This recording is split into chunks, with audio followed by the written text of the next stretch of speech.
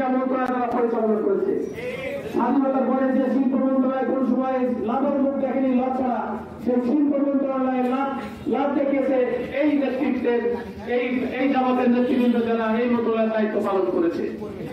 আমরা জানি আলী হাসান মোহাম্মদ বোঝাই সেক্রেটারি ছিলেন, তিনি সমাজ কল্যাণ মন্ত্রণালয়ের দায়িত্ব ছিলেন।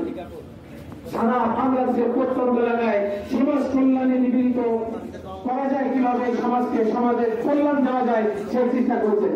আমরা জানি আসার সঙ্গে তিনি হেঁটে এসেছিলেন। এখানে আসার ব্রিজের পাশে অসহায় মানুষেরা থাকবে, সেখানে তাদের জীবন পালন করবে, কর্মসংস্থানের।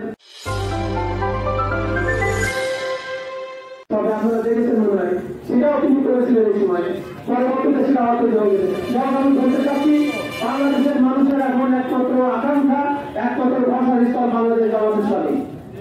এই জামাত ইসলামীকে তাদের দায়িত্ব নিতে হবে।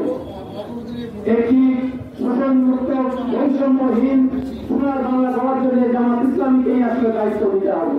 সেই দায়িত্ব নিতে গেলে এই নিয়মিত দায়িত্ব আসবে না। এই দায়িত্ব নিতে গেলে আমাদের কমপক্ষে দুইটা গুরুত্বপূর্ণ ভূমিকা পালন করতে হবে।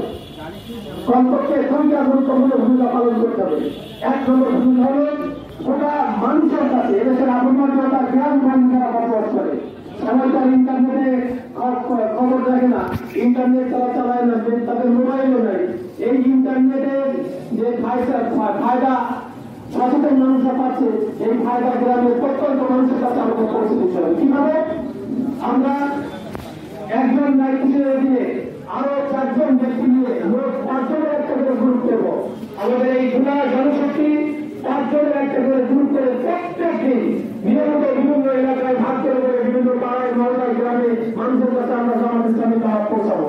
জামাত ইসলামী যে নেতৃত্ব আগামী দিনে সংসদে পার্লামেন্টের মনোনয়ন